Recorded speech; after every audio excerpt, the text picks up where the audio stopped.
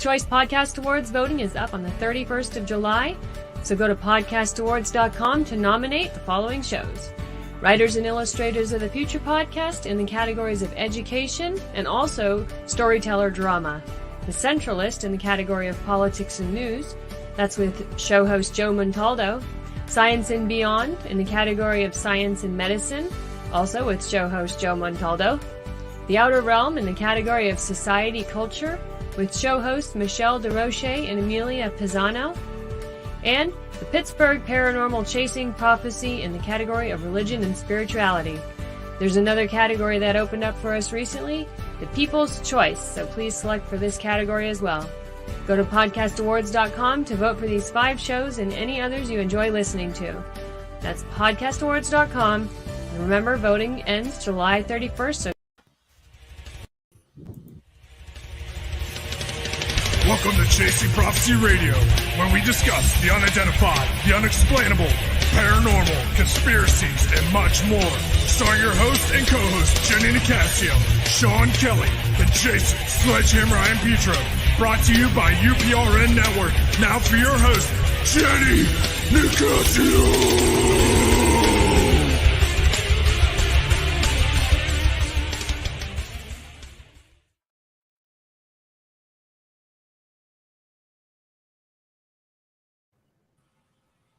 Good evening and welcome to Chasing Prophecy on FM 105.3 New Orleans, where we discuss anything and everything beyond the scope of normal, guys. Like us on YouTube, follow us on Instagram. I'm Jenny Nicasio along with Sean Kelly and Jason I. and Petro. Happy Thursday, everyone. Happy Thursday to you. Great. Well, I'm going to get right to it. We have an interesting guest this evening, one that I find interesting yet very scary. Don't take that personally. I have watched Evil every episode. I don't know why I watch it because I get really scared. And I started watching it. It's very scary, guys. But even what's scarier is The Exorcist. And no matter how many times I watch it, I'm scared, but I'm glued. I'm fascinated with it. And I'm kind of fascinated with this whole idea. So, well. Yeah, the original's the scariest. Yes, it is. Uncut version, oh my goodness. Well, but you know what? Instead of a girl, it was supposed to be a little boy. I know they're going to try to remake it, but we'll see. They should just leave They'll ruin it. I think they should just leave it alone. But let's get to the guest because I'm so excited because I am getting tangled. I read his book and I found it to be horrifying. And while I texted him, I told him that I had a problem with going to sleep at night. So I'm trying to show you what I'm talking about. Let me get 1, 2, 3. I had it already, but you know how technology is. It's click and drop. Yeah, well, I'm just going to show you on the screen. But let's get to it. So we have a real life, an American exorcist on the show. Msgr Stephen Rossetti, Ph.D., and he's the president of St. Michael's Center for Spiritual Renewal and research associate professor at the professor at the Catholic University of America in Washington, D.C., a licensed psychologist, and the author of several books. Msgr Rossetti has participated, which is really scary, in hundreds of exorcisms. During his journey to priesthood, he experienced a spiritual episode in which, in 2 seconds, he learned 80% of what an exorcist needs to know. Welcome to Chasing Prophecy. Hey, Msgr. Welcome. It's nice to be with you all. Thanks for having me. Well, let me tell you, like I said in the text message, I could not read it at night any longer. I seriously slept with 2 rosary beads. I'm not kidding you. And I said Jesus 3 times because I was so scared. But before we get into the discussion, I'm just so happy you came on. And I want to know right off the bat, why did you write this book? And what kind of reception is it getting? Well, I'm surprised it's doing. I mean, it's just it's flying off the shelves. People say it's a page turner. I never thought of my ministry as a page turner, but it was on the Amazon bestsellers. I'm just stunned that it's kind of sweeping the globe. Actually, doing an Irish show in a couple of days. It's amazing, really. I think that people are hungry for the truth about the spiritual world, and that's what I tell. I tell the truth. I don't make these things up. I said I'm just reporting my own diary. Yes. And I have to say that it was easy to read. Being an author myself, I found it to be very easy to read. And I liked the shorter chapters. I just thought it was really good. But one thing Sean mentioned, by the way, that movie, The Exorcist, the scary movie you were talking about, it's true. It was based on a real case of a 12-year-old boy, right? And actually, yes. the notes of The Exorcist, was a Jesuit who did it, are available now. You can read his notes, and surprisingly, they're very similar to a lot of the experiences that I've had. Actually, I just seen, I think it was on Discovery Plus, Don't Hold Me to That, or Netflix, or one of those. I was watching it the other night. It was the Exorcism of Roland Doe from the 1949, which the Exorcist movie is based off of his story, the 12 or 13-year-old little boy. I tell you what, I started watching that, and I was like, wow, that's some messed up stuff. Well, the reality is so stunning. You really don't have to, jazz it up. I mean, there's some really wild things happen. I don't know if you can see this, but I just happened to have this picture of this crucifix was burned on one of the possessed people's. Oh wow! Oh yeah, wow. I mean, we talk about that Satan will burn a cross on the possessed person. And basically, the idea is that Satan say, "You belong to me." That's what he often says to people. You belong to me. And then we hold up a crucifix, which you've often seen in exorcism films. We hold the crucifix and say, no, I claim you for Christ, our Savior, by the sign of the cross. So it's a fight for who does this person belong to. And of course, in the end, they belong to Jesus. Yeah, could you put that cross up again? Because I had your cover on. Yeah. That is it's a real picture of a cross that was burned on someone's arm, And it's not uncommon.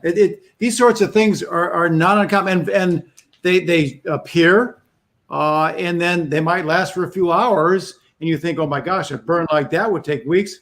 They'll disappear in hours. It's preternatural. So how did you get started in this? I mean, was this something you always wanted to do when you grew up? No. It's interesting. As you mentioned, I'm a licensed psychologist, and so at one point, about 15 years ago, the cardinal called me and said, we've got a case that we want you to look at as a psychologist and do an evaluation. So I did. And I said, the person does not have a psychological problem per se. There's something spiritual going on. You need to call an exorcist. So the diocese contacted 3 different priests, and none of them would do it. And so we were sitting there going, what do we do now? I said, well, give it to me. I said, how hard can it be?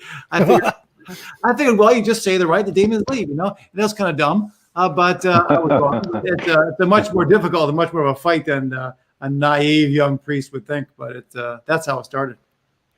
Jason, what do you have to say about that? I have to ask you this because I've always wondered, how exactly do people get possessed by the devil or demons? You know what I mean? Like whether, does it happen to Catholics that are baptized? Is there a specific type of, is it atheists to get, possessed? Like how does this come about? Like did they get it?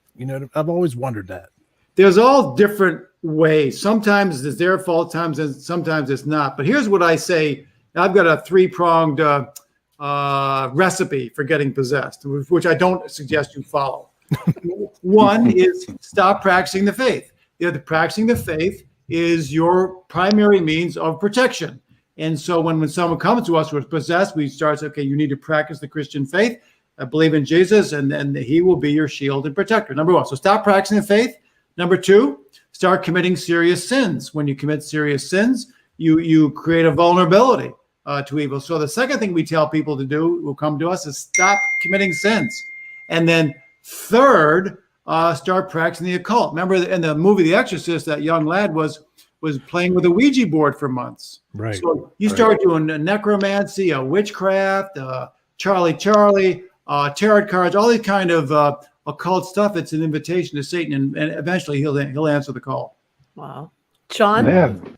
Oh, wow. I find that very fascinating. I've been I'm just fascinated with the stuff that Jenny has sent me through messengers, different apps, different pages. But I want to know, how do people protect themselves from evil? How do they do it? What do you do?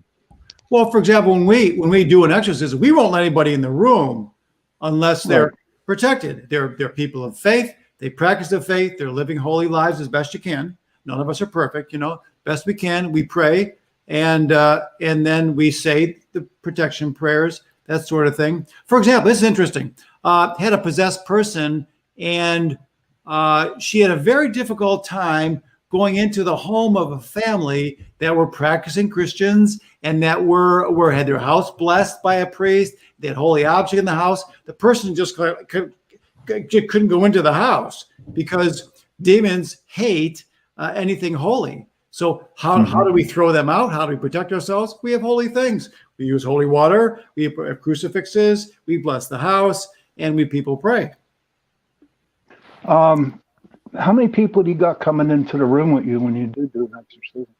Well, typically I like to have one other priest at least, and then some really rock solid lay people. We probably have 2 or 3 of them. So we probably have 3 or 4 people in the room with them. That's awesome. That's cool. It's scary. Yeah, it's some scary stuff. The whole thing is scary. We hear a lot about like you said, witchcraft today. I mean, there's so much you see especially around Halloween. And some say they're good witches. And what do you think about that? Are there good witches? Well, first of all, before I answer that, Jenny, let me say witchcraft is a real thing. Now, right now, I've got a man who unfortunately did something bad, and this witch is now tormenting him. And she is really doing crazy stuff. She knows what's going on in their lives. She torments them. We had a last session a couple of days ago. All the car alarms are going off, and she is tormenting them. And she used, but where does she get her power? You see, she thinks she has some special power. She gets it from Satan, whether she knows it or not. Now the question comes: is people say, "Well, no, I'm a good witch." The problem with that is that you're using magic. Your intention might be to do good, but in reality, you're calling on powers which you have no control over. And if it's not God, I hate to say it, you have a good chance at coming from the dark side, whether you intend it or not. And so what happens is my fear for a lot of these young people that are practicing witchcraft is they're going to find themselves up to their necks in demons and in trouble. Well, I have a question. I know this is just sort of like, I don't know. Is this witchcraft? Okay. I don't know if you ever heard of the 369. It's all over TikTok. You write down your intentions 3 times in the morning and you say it out loud like it's happening. You do it 6 times in the afternoon, and you do it 9 times in the evening. Would that be considered witchcraft, or is that just positive thinking? I don't want to bring any demons into my house. I mean, it's hard to, it's superstition. And is that really calling on God's grace and blessings? And if it's not calling on, which it isn't, of course, what are you getting? I mean, you might be getting either nothing or a little bit careful when you start practicing superstitious things. I'll give you an example. This is interesting. This woman comes to me terrified, just completely terrified. And she had been doing some Reiki for a while. And so, which is some questionable things going on there, but whatever. And then she said her beloved grandparent died, which she loved. And so she was right-handed. So she took a pen in her left hand and then started channeling her dead beloved grandparent. Mm-hmm. And was getting these beautiful letters, automatic writing from this dead, supposedly grandparent. Wait, and they were beautiful letters for about 6 months. And all of a sudden they went south. And then she realized she wasn't talking to our dead grandparent for 6 months. She was connecting with a demon, which she didn't realize it. Okay, so like I read in the book that Reiki is something. I've done Reiki, and I had my first Reiki experience. The practitioner that was doing it on me, that all the things started to fall off the walls. And the music that she was using kept on skipping beats. So that would make sense if it's something you shouldn't really dabble in. So I'm glad I got that out of the way. So a lot of people don't believe in Satan and hell and such things. And what do you tell somebody that like no matter how you try to have a conversation, I don't believe in hell. Yeah. No, hey, frankly, there are a bunch of Catholic priests who don't believe in hell either. So, a lot of people, oh yeah, sure there are. Here's what I would say. There's lots of things you learn in exorcism for the last 15 years. And one of the things I've learned is that, what Jesus told us is true from beginning to end. And I learned it. It's not just something I got out of a catechism. I learned it and face to face. And for example, when you look at the demons in the face, when they're manifesting, and you look at that, what you're looking at is just pure evil. You look at that and you go, whoa. That's one of the ways we discern someone's possessed. There's a look in that person's face that no human being no actor can do. It is just pure evil. There's only one place for that. It ain't heaven, it's hell. And what they do with a possessed person is they put them through hell. Every night they're beating them up, they're scratching, they're pounding them, they're abusing them. That's so scary. It's awful. It's just you can't believe that beings are that evil. Sean, what do you have to say about this? I have a lot of things to say, but I know we have a limited time of it. Yes, we have. But I do have a lot of respect for you, Monsignor. One day I'd like to sit down and talk to you if we ever get the time. But I do have a question for you. Sure. What is Satan and his demons? Here's what we'd say. A lot of people have this kind of dualistic thing. And Jenny, I can understand why when you read the book, you get frightened and you're like, gosh, I can't go to sleep at night. People ask me how I sleep at night. I sleep very well. And because Satan is not equal to God. There's only one God. God is God. Satan is an angel, a spiritual being. Basically, that's what an angel is. But who rejected God. And we call them demons. They go to hell. They're ugly. And so they have some power over this world, but they're chained. I mean, they're only allowed to do so much. They're allowed to tempt us and sometimes, harass us, but that's it. So they're spiritual beings without bodies. We're spiritual, but we also have bodies. And just like there's good angels, and Satan is an angel that rejected God. Jason, you have anything? Yeah, I'm pretty curious. I wanted to see what your thoughts are on this one.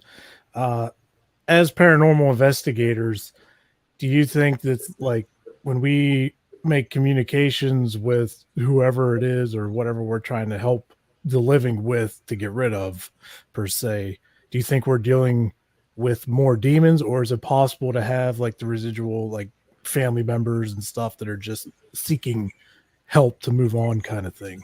Yeah. By the way, I was working with someone this morning and praying some deliverance prayers over her. She sent me a photo of this.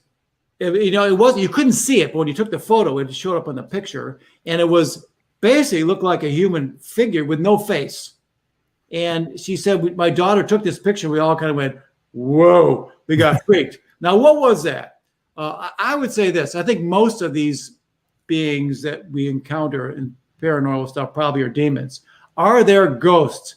Most exorcists do believe in ghosts or human beings that haven't kind of been finally settled.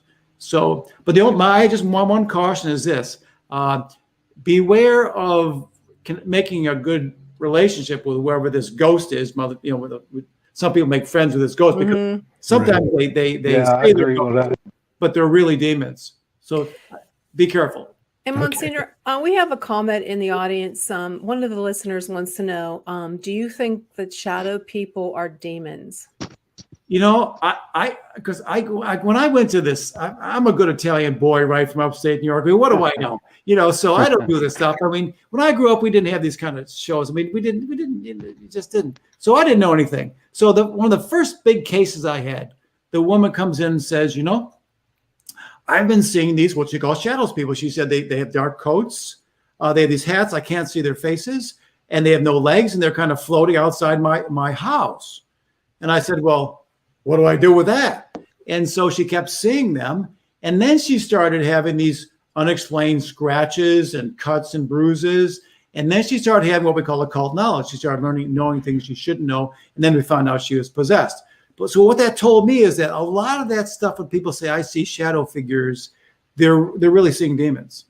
Oh, God. Oh, wow. I know we only have 20 minutes with you.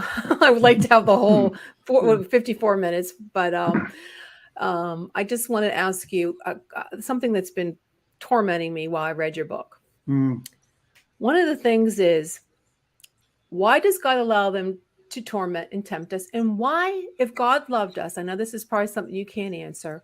If God loved human beings so much, why would he cast Satan and his minions to earth? Yeah. I get that question all the time. Why does God allow demons to torture us?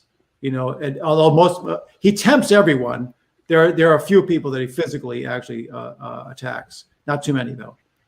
Why? Well, it's part of a larger question. Why does God allow people to do bad things to each other? As a matter of fact, your demons are really controlled. They can't maim you. Never seen it. They can't kill you directly, but human beings can. You're much more likely to be beat up and bruised and beaten and shot by a human being than you are by demons. Now, why does God allow that? Boy, that's that mystery of free will and evil. But let me tell you one story that might be interesting.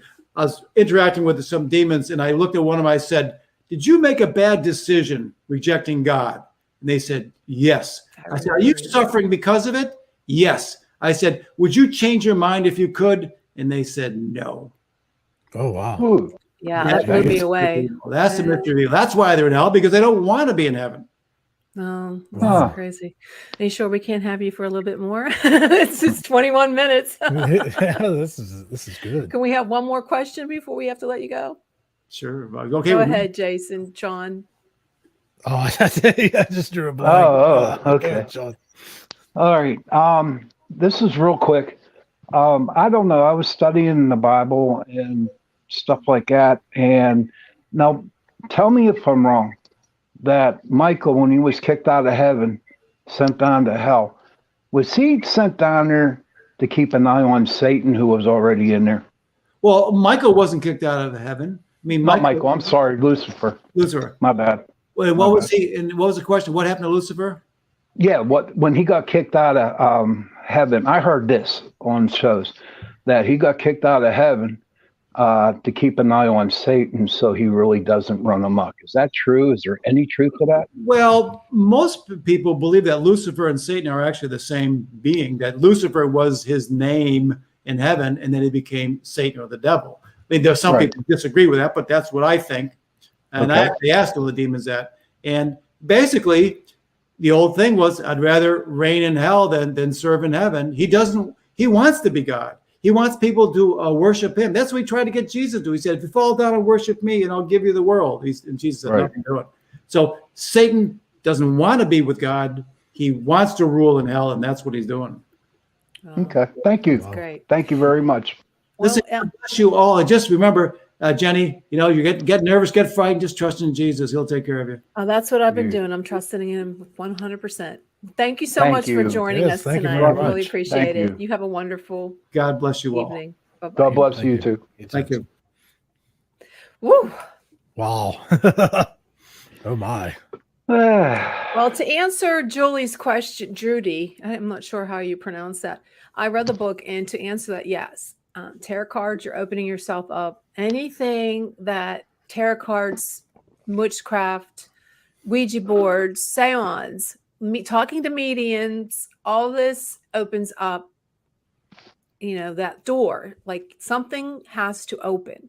I mean, the door has to be opened by something. Unintentionally, you could have went to an antique store and purchased, you could have purchased rosary beads. No, I wouldn't say that. If you purchase crystals, antiques, anything, or who knows, or it could be, I don't think rosary beads, but if they weren't really rosary beads, like they could have been disguised as something else. Maybe you never know. Yeah, that's a good call. Yeah, it could be disguised. That is true. So go ahead. I was just going to say, a commenter, Cyber Demon, said, don't astral project. It's funny because I was just reading a story on some forums the other day when I was researching some stuff. And there was one particular person that was talking about how they astral projected, but when they came back, they brought something with them. Yeah. That's been haunting them for the better part of a decade. It's just like never ending, and they can't get rid of it, because I guess they got lost when they were astral projecting, because at that point your body's just like an open vessel. You should definitely contact a something priest. came in, Definitely, I would contact a priest. When you astral plane, you usually have a cord tied to your body when you go out into silver cord. Yeah. You Yeah, mean like but- a fake imaginary cord? What's Or is this a real silver cord? They call it the silver cord, but it's actually invisible. But what happens when you astral project is you're actually leaving your body, so that's when it's possible for other things could possibly take over your body because it's just an empty vessel. So that's why you got to be very, very cautious if you're into practicing that kind of thing. Yeah, I know some people that actually did that, and you definitely should not. I mean, I've astral planed many, many times, and I've come back, and nothing came back with me. Right. You know, and when he brought up the you're witches, lucky, Sean. You're lucky that no one came back with you. Well, see, Jen, when it comes down, because I've been in the business for over 30 years, and I go to houses and I clear houses out. And yes, there are times that I do, and I deal with demons.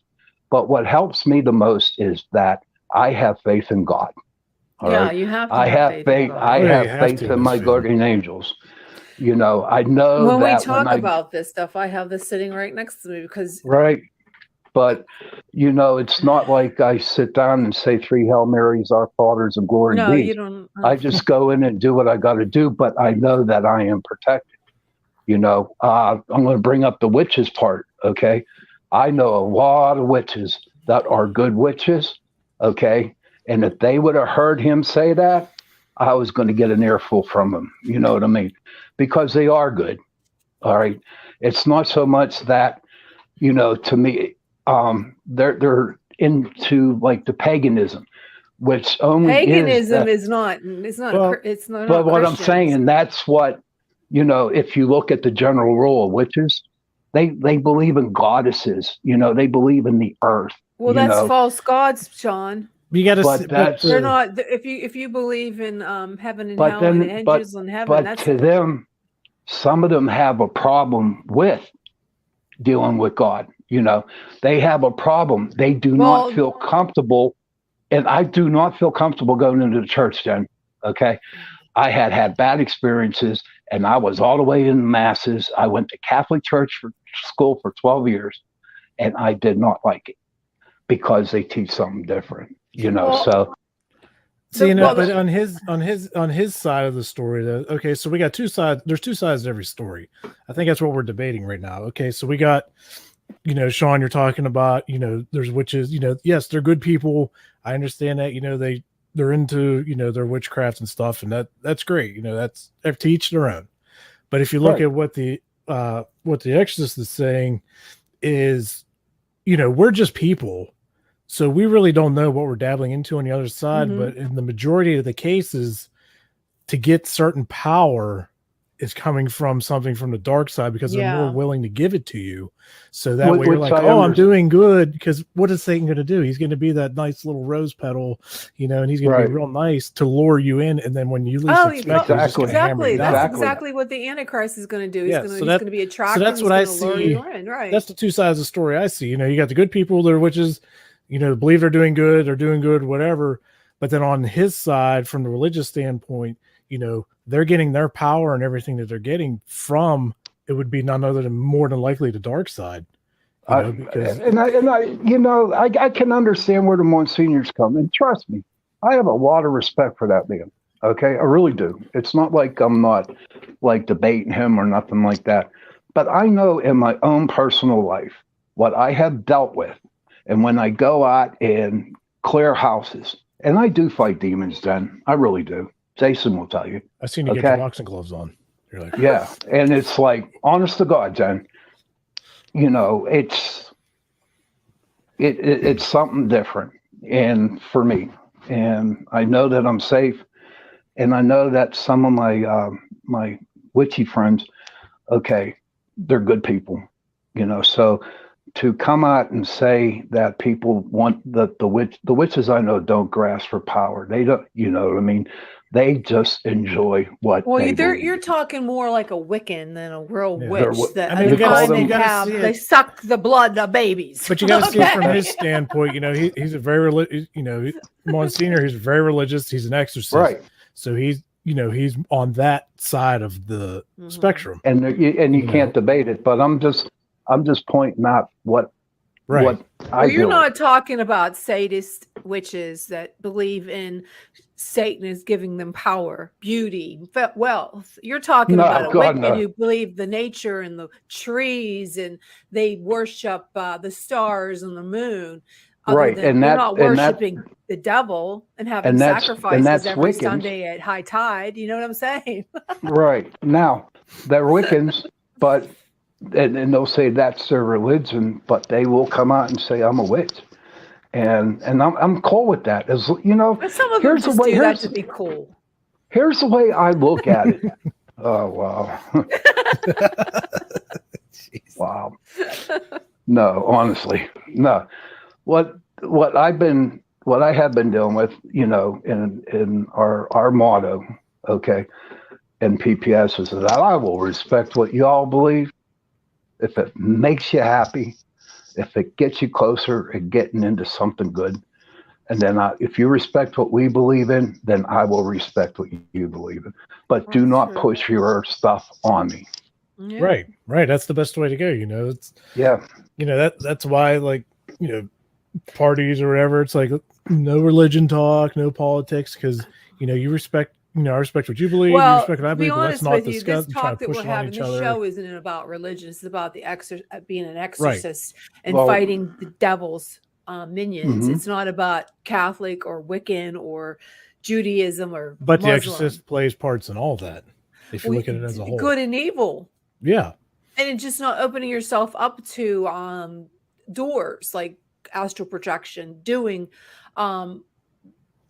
witchcraft. Now, witchcraft can be like cutting up an animal, putting them on an altar, drinking the blood of a virgin. I don't know, but that's, to me, that's evil. I mean, if you're talking about Wiccan and let's go, I'll do a love spell for you tonight. You know, take a little bit of, you know, ginger and mix it with some garlic. I did that. I did all that. I think probably with the problem with a lot of possessions, I think this is just my own opinion. You know, as he was saying, you know, people lose their faith. You know, they start just doing all kinds of bad sins and stuff like that. But you know, the people that's, I guess, more so like beginners will dabble into stuff that they're not ready for or not trained for. Mm-hmm. So now they are more susceptible as people. That I think, you know, so demons see that as an opportunity. Mm-hmm. So I didn't get a chance to ask him, but I wanted to ask him something about that line. You know, is it the people that, you know, are experimenting with, you know, the Ouija boards and that are fresh to it? It opens the door to something that we don't know. It opens the door, but I think the new people, you know, the beginners, I think they're a lot more susceptible, and they're the ones that are probably, because they're naive. They don't realize what they're doing. They don't have any idea the power that's behind exactly. that. And then you know, it's crazy. You get your first tarot deck, right? A lot of the people who just start reading or do their very first reading, there's definitions of each card in the back of the book with, you know, the definition of the card, and they're more concerned about what the meaning of the card is. But once that card is flipped over, you know, like you said, Jen, everything opens up. And then they all come in. I have a problem. I've been doing, oh my God, for the last 15, 20, I started with tarot cards. I quit doing that because that was really bad. And then I started doing angel cards, and I'm thinking, well, I had this conversation with someone. I said, angel cards, how can they be bad if they're angel cards? And then when I read the book, he discusses that angels are demons. Demons are angels that fell. No matter what, they are still angels. And he mentions that God loves he still loves those angels that turn to demon. He still loves them, right? But they're still angels. So if you open an angel card up, and you think about it, well, how do I know if I'm not really talking to one of the angels that fell that are now demons? Because they are still angels, just like Lucifer. Lucifer is still an angel. Right. He's still an archangel too. He was one of the archangels, the most beloved one from God. He loved him. But he's still an angel, and that's what scares me, and that I don't want to do angel card no more, you know, because I have 2 decks sitting on my desk over there, you know, it's like, oh my God, I'm opening the door after I read that book. Seriously, it really makes you think. And I think I totally think everybody should read it. If you have any kind of, especially if you do weird things like astro project and you know what I mean, and you decide to go into a different realm, I definitely think you should read the book. I mean, I'm not, you know, I love scary movies. I like, like I said, I'm fascinated. Some people are attracted to that. I'm one of them. I'm attracted to the scary stuff. Make sure you watch the Exorcism of Roland Doe. It's on, like I said, I think it's on Netflix or Discovery, one of those streaming sites. It's called The Exorcist or Exorcism of Roland Doe. That was in 1949. The kid was 12 or 13 years old, and that's what the actual movie, The Exorcist, came out in the 70s, was based off of. What was it called again? I'm going to watch The Exorcism of Roland Doe. Yeah, I was just watching it, I think, like Roland 2 nights Doe. ago. Yeah. Yeah. You're going to have to text me that one. I tell you what, I started watching 5 minutes in, like I was hooked, and just seeing the story about this kid. Basically what happened with him was he ended up getting possessed, and I think they did over a month worth of exorcisms every single day. And I don't remember if they said he started writing stuff out, like they gave him a pencil or something, and what came out was, "I am the devil himself," whatever possessed him, so they were fighting hard to get rid of this thing. I'm not gonna spoil the whole show. You got to watch it, but like I was hooked in. I was like, holy smokes. And then it was like, wow, this is what actually the movie was based off of, from the 70s. Was based off of this in 1949. I was like, wow, it was something else. Well, I know a woman close to me that used to use the Ouija board, and it was right after her father had died, and she would do it all the time. I mean, she was always doing the Ouija board, never thought anything of it. Till one night she's by herself and she's doing the Ouija board, and she asked, her father had just passed away, and she said, can you tell me where my father is? Can you tell me where my father is? Because she wanted to find out, where he went. Is he okay? So she did the thing, you hold the little indicator thing and you let it go, and it spelled out, "With a good friend of mine." And she was, "Oh, who is your good friend?" And it spelled out Lucifer. Ooh. Oh, wow. Wow. It probably wasn't her dad. So after she got that, she got the board, broke it in half, but she threw it in the garbage. So you can't do that. I know. You can't You're supposed do that. to bury it in front of a tree, I heard. Yeah, an old oak tree. And I'll tell you a story real quick about a girl in our group. So she was in our group, and we were over her house during the investigation, and she brought out this very, very old Ouija board. And so I said, bury it in your backyard underneath that big ass oak tree you have in the back. And she did. And what was crazy about it, that there was a big tree and it had a lot of leaves on it. Well, come fall time, all the leaves fell off the tree, but where she digged that hole, not one leaf fell on that square thing where she dug.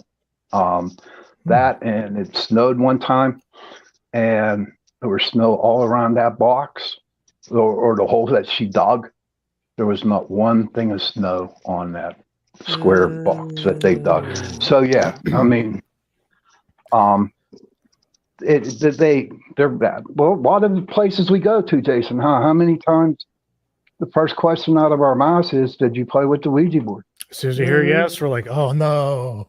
Yeah, yeah, seriously. But those aren't hauntings; those are demonic possessions. So what do you do? I mean, the Ouija board isn't. I wouldn't say it's actually you become possessed, right? From it. Basically, all you're doing is opening a door. Right. So something could potentially come through. Maybe but we don't know what or exactly it is. But I don't think that makes the person directly in like a possession. And Msgr Rossetti said that 70% of hauntings are demonic, and anything that hurts you, a haunting of a loved one that's passed does not hurt you. Right. They will not hurt you. God will not let them hurt you. The only ones that can hurt you are the demonic, demons. Right. So still takes a lot.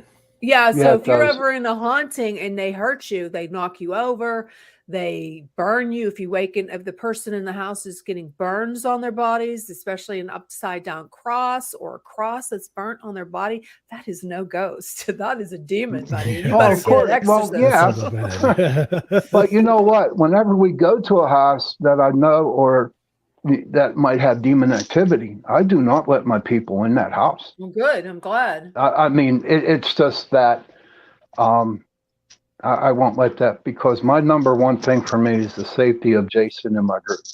And if it's bad, I will not let them in. And now, Yeah, speaking you're about already the old. Let Ouija them board. take you. I'm still young. Oh, why not? Why not? But I remember one thing that we did, one investigation we did, and the girl was like brutally on the verge of being possessed. And the first thing out of my mouth was, "Did you play with the Ouija board?" And she said, "Yeah, but she said that was over 30 years ago." Doesn't It matter. doesn't matter. And that's One right. And I time is told all her it takes. that was it. And I said, that's what probably, it just sat back and waited for the opportunity time to come in and start giving you hell. Because out there in their world, there is no time. There is Right. no time. Yeah, there is. So it that probably one waited. That Yeah, waited. probably waited till later in life. Just probably busy with work, kind of stressed out. Just tired.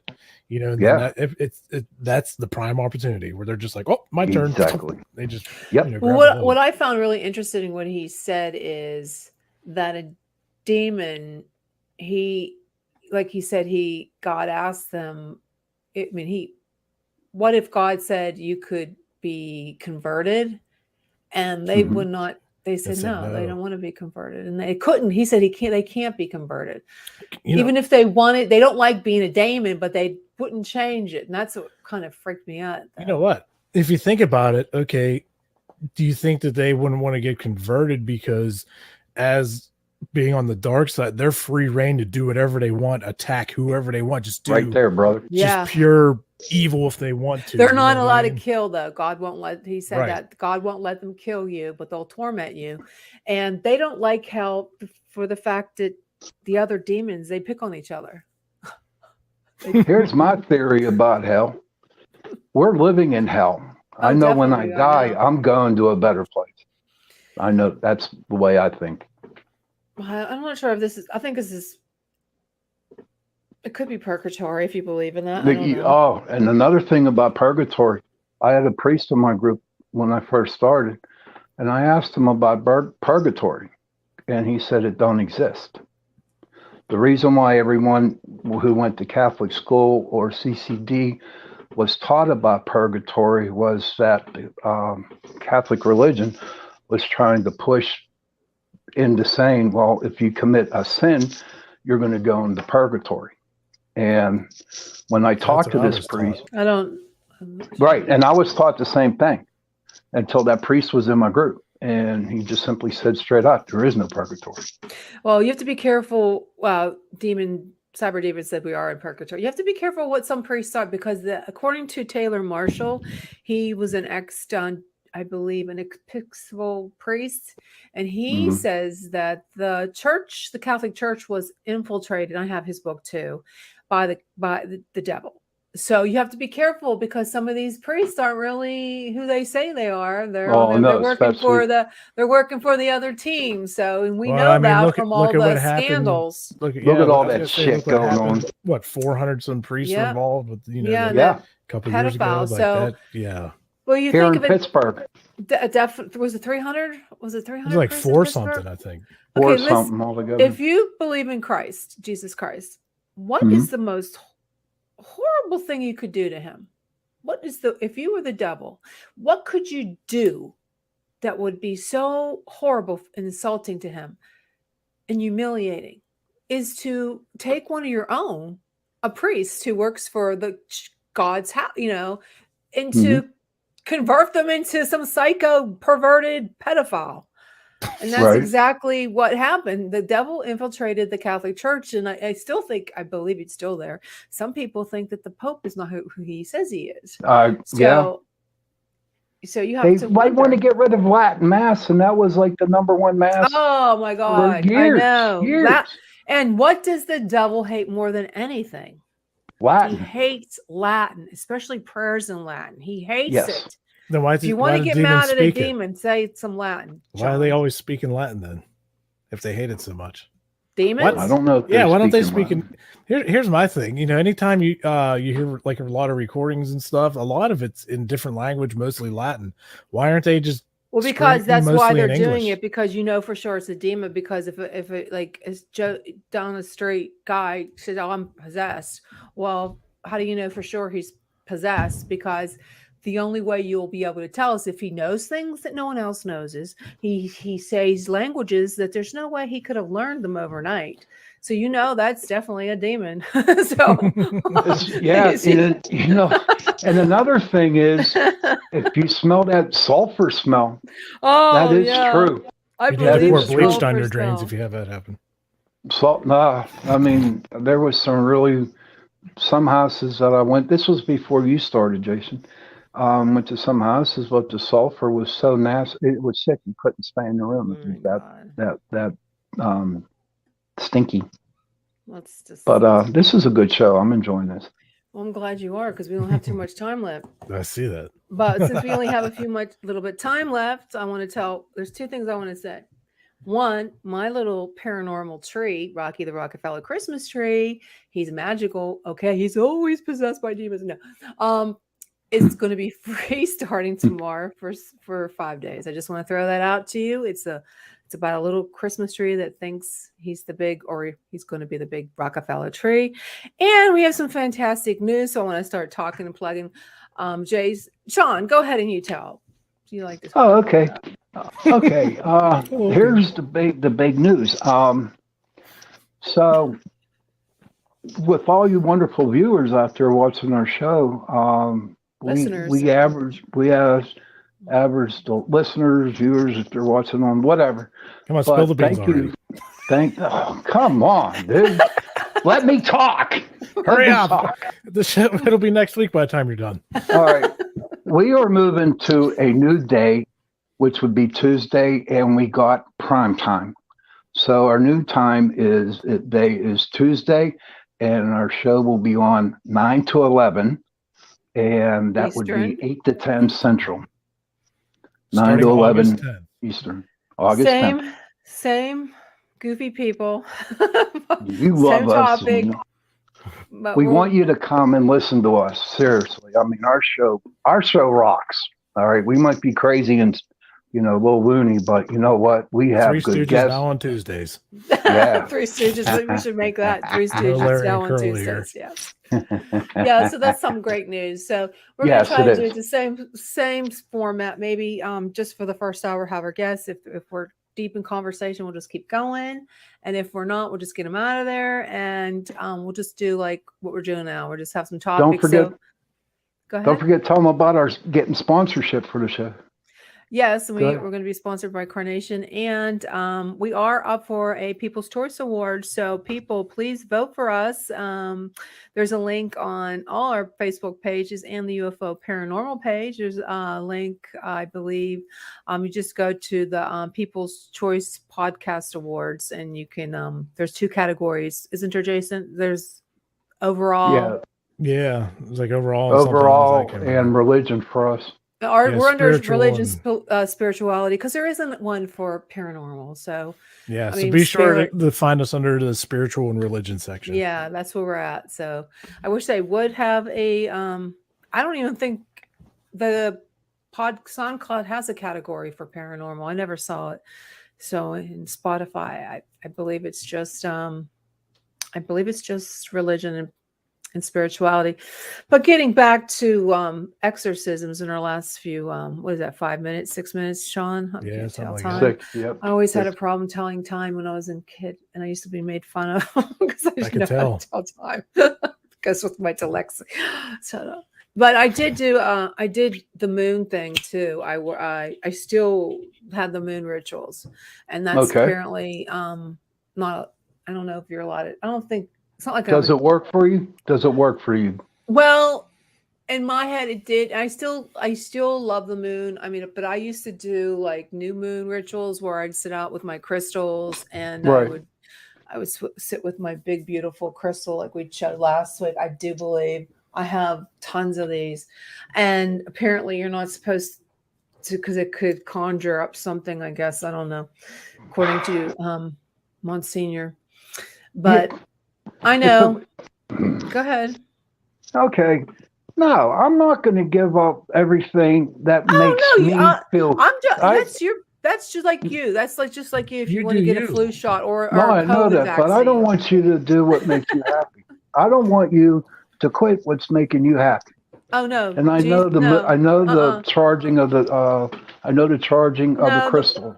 No, it does make me happy, but I don't want to do anything that's going to offend the Almighty. And that's I saw this thing about crystals where how to tell fakes from real ones is to set them on an ice cube, and real crystals, generate heat or transfer heat, so they'll actually melt into the ice cube, and the fakes will just sit on top. What do? You put the crystal up against the. Like if you're curious if your crystal's real or if it's fake, you set it on top of like an ice cube or an ice block. And if it melts in, rather quickly, then it's real. If it just kind of festers and sits on top, I'll have to try that because I have tons of them. They're supposed to transfer all that energy, all that heat. I can't wear them; they break on me. And this one broke in half. I don't know if you can see the fracture line. Can you see that? No, there's a fracture line broke right in half. Here's a question. Maybe take a little poll here. What do we think is more dangerous? A Ouija board, tarot cards, mediums? What do we think is the for me? I would say the Ouija board. Ouija board is probably the easiest. Ouija board. Some 8-year-old can go grab some chicken nuggets at McDonald's and a Ouija board at Walmart and summon demons, and then blow out the toilet later. You know what I mean? So right, the Ouija board's the big one. Definitely the Ouija board. I'm afraid of the Ouija board. I found a Ouija board. We were having some really weird occurrences in the Ouija board. I found out I was cleaning my closet and the Ouija board was still in there. I remember you telling us about that. Yeah. Yeah.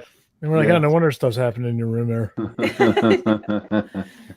No, but I want to tell some really weird thing will happen real quick before we have to leave. When I was reading the book and then it got real quiet. And all of a sudden I hear these like thoughts in my head and I go, are these my thoughts? Because they were really mean. I was like, what the heck? Get me out of here. This is terrible. Kill Sean. Oh, gosh. Burn him. Burn, baby, Kill burn. Sean. No, I don't know. I do. I love watching scary movies. What are you doing? Taking a bath? Oh, dude, I'm sweating like crazy, man. I'm sweating. Maybe you should go get your blood pressure checked. Yeah. Nah. It's like 90 degrees in my attic, and I got a shirt tie. You got that tie choking you out. Take your clip-on tie is choking you. Oh, it's comfortable. Look, I can breathe. You can summon demons just by invitation. You don't. Oh God, you know what, Amelia? I would not be summoning no demons anywhere. But here's the crazy thing, real quick before we go. I do believe that there's a book out there that there's like 2,500 different demons out there. Okay. My question is, and then we'll let it go, maybe pick it up next week or on the 10th. What demon do you know what you're dealing with? Seriously. I mean, if he asks their name, they always ask their name. The very first thing they do is say, "What is your name?" And the one is in the Bible was named Legion, the one that possessed. I don't know if it was. There was a man there, I forget his name, that was possessed, and Jesus said, "What is your name?" And he said, "Legion." Now, what I want to know, did he mean a legion of demons, or was that his name, Legion? Could be. I would think a legion of a lot of demons. That's what I would say. Well, I think there's a lot of demons walking on this earth, and we're going to be closing out. I do think that we're in a particular time of evilness out there, and you guys have to be more careful than ever not to open those doors to the demonic. And got to be careful. I think if people summon demons and get possessed, they should just go to Taco Bell, because then they'll definitely they'll be exporting demons later. I think you two are going to be doing the shows on Tuesday night. They'll be expelled. Yeah. So I'm waiting for the almighty Commander-in-Chief Joe. Where is he at? Okay. Thank you for this. Thank you for listening. What's the Demon Network? What is he talking about, Joe? What are you talking? I don't understand. So I think we're going to be saying goodbye because it is that time, right, Joe? And so I want to say thank you for tuning in tonight. I want to thank Msgr Rossetti again. Get his book. You will not be disappointed. It's scary as hell. All right. Thanks again for tuning in to everybody. Chasing Prophecy. Thank you, everybody. Have a Good great night.